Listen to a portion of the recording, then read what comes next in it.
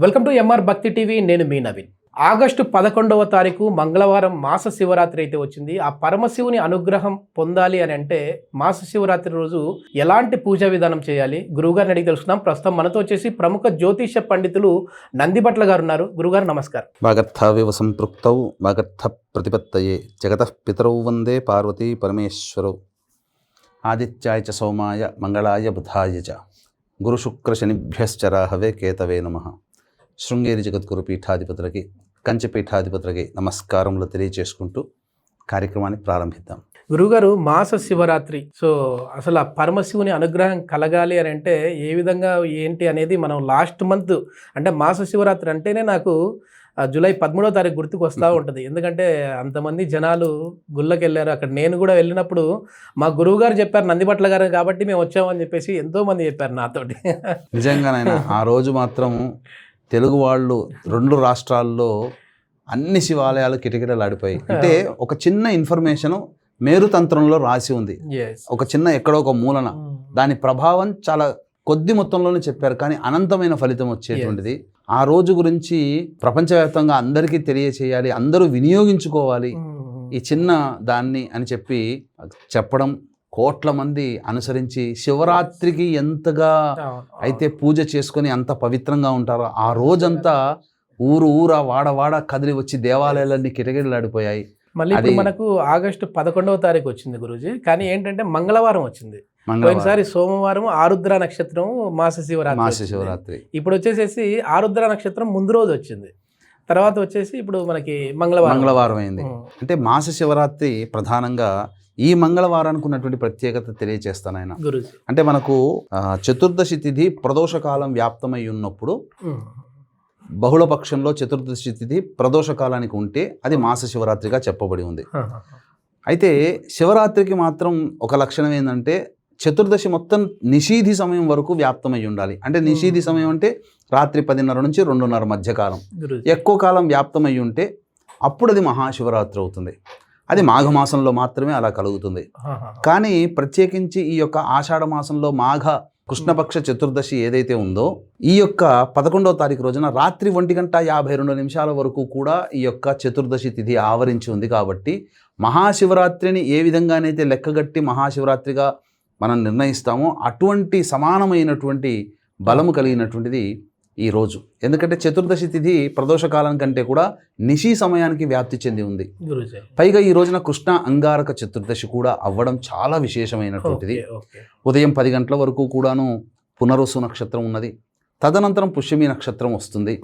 కాబట్టి సిద్ధి యోగము 6:52 సాయంత్రం వరకు ఉంది. కాబట్టి ఈ రోజున ఎటువంటి కష్టములు ఉన్నప్పటికీ కూడా ఆ కష్టం నుంచి బయటపడాలనేటువంటి ఒక సదుద్దేశంతో ఉన్నటువంటి వాళ్ళు, శివానుగ్రహం తప్ప ఇంకా మనకు ఏది మనల్ని కష్టాల నుంచి బయటపడేయలేదు అని భావించినటువంటి వాళ్ళు ఎవరైతే ఉంటారో ఈ రోజునంతా కూడా ఉపవాస నియమాన్ని పాటించి సాయంకాల ప్రదోషకాల సమయానికంటే 5 గంటలకి దేవాలయానికి చేరుకుని నవగ్రహాల చుట్టూ శివాయ నమః అంటూ 27 ప్రదక్షిణలు చేసి తదనంతరం అక్కడ అర్చక స్వాముల వారు గనక అంగీకరిస్తే శివాలయంలో సాయంకాలం ప్రదోషకాలంలో అభిషేకం చేయడం చాలా ఉత్తమం. ఎందుకనంటే ఆ రోజున భద్ర తిథి మధ్యాహ్నం 3 గంటల భద్రయోగం 3:32 వరకు ఉంది. తర్వాత చతుష్పాత్కరణం వస్తుంది. కాబట్టి ప్రదోష కాలంలో సిద్ధి యోగం ఉంది. కాబట్టి ఏ సంకల్పం ఉంటుందో ఆ సంకల్పం సిద్ధి. ఎందుకు ప్రదోష కాలము అని అన్నామంటే సర్వదేవతల్లో ప్రధానంగా ప్రదోష కాలం అంటే గుర్తుకొచ్చేటువంటిది పరమేశ్వరుడు మాత్రమే. అందుకనే ఆ పరమేశ్వరుడు సదా ప్రసన్నుడై ఉంటాడు. ప్రదోష కాలంలో ఎందుకు చెప్పారండి, ఎందుకు అర్చన చేస్తారు విశేషంగా శివాలయాల్లో అని అంటే ఉదయం అంతా కూడా మానస సరోవరంలో పార్వతీ సమేతుడైనటువంటి పరమేశ్వరుడు ప్రదోష కాలానికి భూమండలానికి వస్తాడట. ఎక్కడికి వస్తాడు?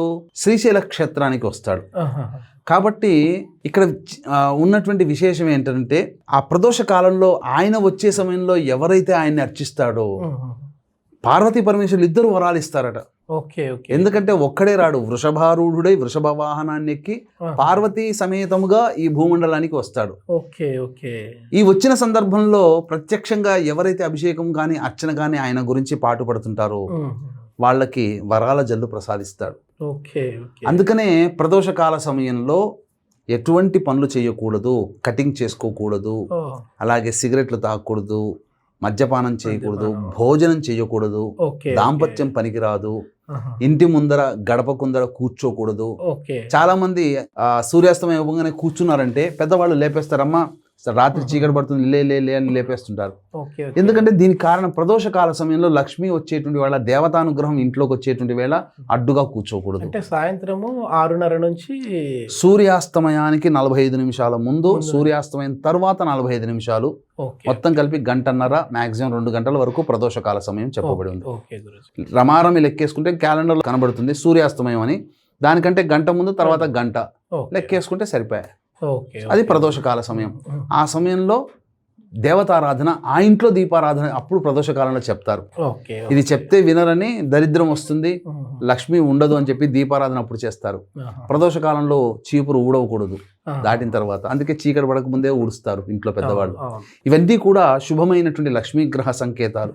కాబట్టి ప్రదోషకాల సమయంలో కృష్ణాంగారక చతుర్దశి ఉంటుంది, సిద్ధి తిథి ఉంటుంది. ఈ రోజున విశేషంగా పరమేశ్వరునికి అర్చిస్తే చాలా మంచి ఫలితాలు కలుగుతాయి. మారేడు దళాలతో అర్చన చేసి నిజంగా ఒక్కొక్క నామం చదువుతూ శివాయ నమః ఇలా చెప్పుకుంటూ పోతుంటుంటే అసలు మానవుడు ఎంత ఆనందంగా ఉంటుందంటే ఆ వైభవం చెప్పలేని ఎంత ఆనందం.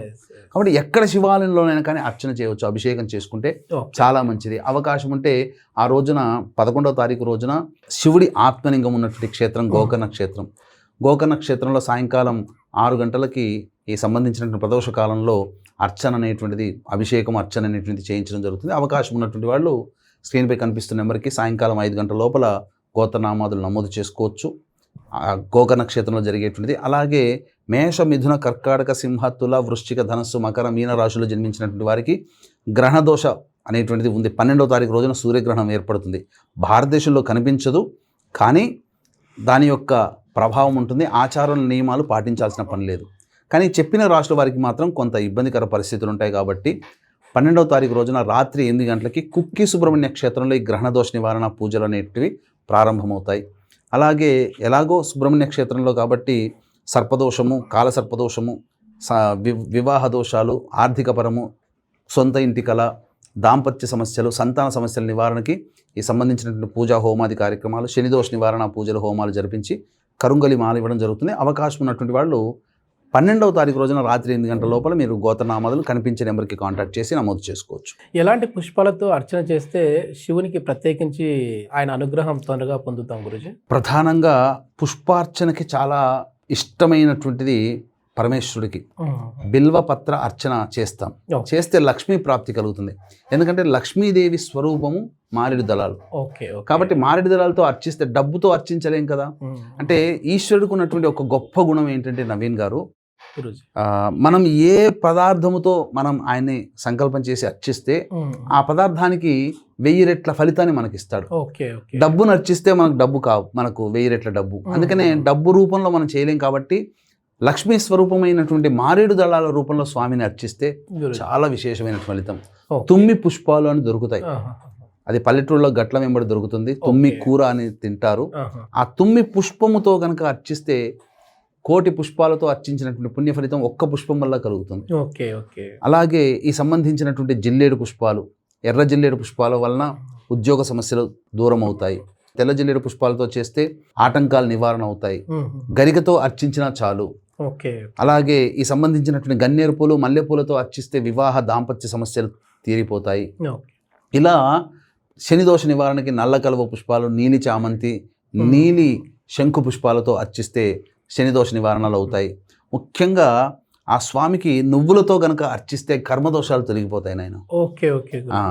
ఇంకా అభిషేకం కనుక చేస్తే ఆవ నూనెతో కానీ, నువ్వుల నూనెతో కానీ, స్వచ్ఛమైన నువ్వుల నూనెతో అభిషేకం చేస్తే శని దోషాలన్నీ కూడా తొలగిపోతాయి. ఈ నవధాన్యాలతో కూడా చేయొచ్చు అని చెప్పేసి అంటూ ఉంటారు కదా గురూజీ. మామూలు నవధాన్యాలన్నీ కలిపి, నవధాన్యం అంటే నవగ్రహ దోషాలు తొలగిపోవాలంటే తంత్ర ప్రకరణంలో ఉంది. మనకు శాస్త్ర ప్రకారము మనకు లేకపోయినా నార్త్ సైడ్ చేసేటువంటి తంత్ర ప్రక్రియల్లో నవధాన్యాలన్నీ కూడా పిండి చేసి ఆ పిండిని నీటిలో కలిపి ఆ నీటితో ఈశ్వరునికి అభిషేకం చేస్తారు.